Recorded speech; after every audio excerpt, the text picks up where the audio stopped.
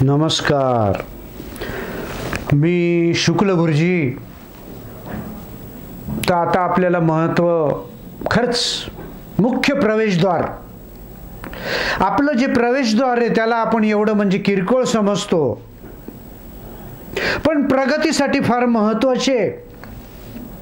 प्रवेशद्वार, दरवाजा घरचा, मग घराचं दरवाजा किंवा फॅक्टरीचा दरवाजा किंवा मंदिराचा दरवाजा किंवा ऑफिसचा दरवाजा. खरंच हा घराचा कोणताही दरवाजा असो, योग्य ठिकाणी योग्य दिशेला त्या प्रवेशद्वारावरती त्या दरवाजावर घर असतं. हे कोणाच्या लक्षात आलं? कधीच नाही. घरात जेव्हा लोक राहतात, सर्व जबाबदार या मुख्य दरवाजामुळे कोणत्या दिशेने उघडणार हे सुद्धा ठरवायचं, कोणत्या दिशेने बंद करणार. लाकडाचा दरवाजा महत्वाचा, पण कोणतं चित्र दरवाजावर काढावं, मंगल प्रसंगी दरवाजाला काय करावं,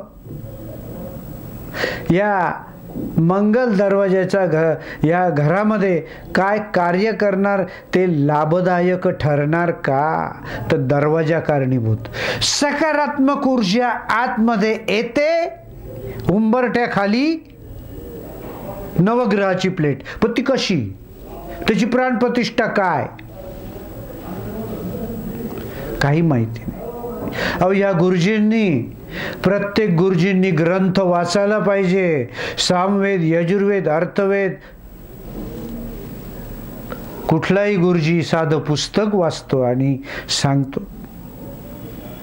दरवाजाचं महत्व प्रत्येक ग्रंथामध्ये लिहिलेले. उंबऱ्याखाली काय ठेवावं ते कुठल्या श्लोकात, कुठल्या अध्यायात, कुठल्या पानावर, हे प्रत्येक गुरुजींनी, ज्या ब्राह्मण जे क्षेत्र आहे या व्यवसायात, त्यांनी प्रत्येक ठिकाणी ते वाचन करून सांगायला पाहिजे. पण नाही, पैसे टाकान पूजा करा. चुकीचं. वास्तुशांती करा, पैसे, बाकी काही. थोडंसं आपलं महत्त्व काहीतरी सांगायचंय. खरंच या बिचाऱ्या लोकांना काही माहीत नाही, पण प्रत्येकाने खरंच या व्यवसायामध्ये ब्राह्मणाच्या आवश्यक केलं पाहिजे. जसं इंग्रजी गणित जसं कंपल्सरी शाळेमध्ये, तसं यांना ग्रंथ वाचणं हे कंपल्सरीच केलं पाहिजे. कोण वाचतंय? पैसे द्या फक्त, पूजा. उंबरठ्याखाली नवग्रह प्लेट.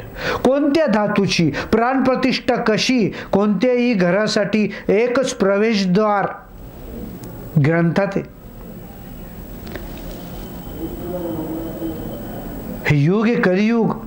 घरात सूर्यप्रकाश हे आलंच पाहिजे.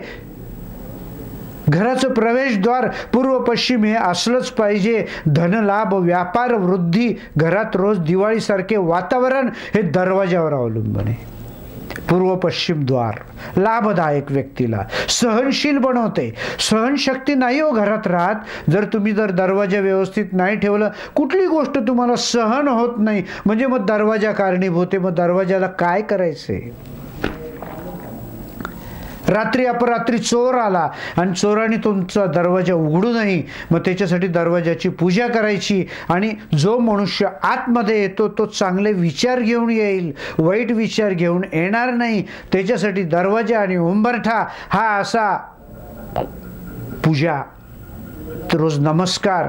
पण ती कोणी करायची? केव्हा करायची? घरची सवाष्ण मग तिने कशी करायची? हा सगळं आपल्याला एवढं बोललो असतो, पण आपल्याला वेळ थोडा आहे. त्यामुळे ही माहिती घरी कागद पेन घेऊन बसायचं आणि मी तुम्हाला सांगेन कशी पूजा करायची, काय करायचं. मग ती नवग्रहाची प्लेट म्हणजे काय हे तुम्ही करून घ्यायचं न विसरता.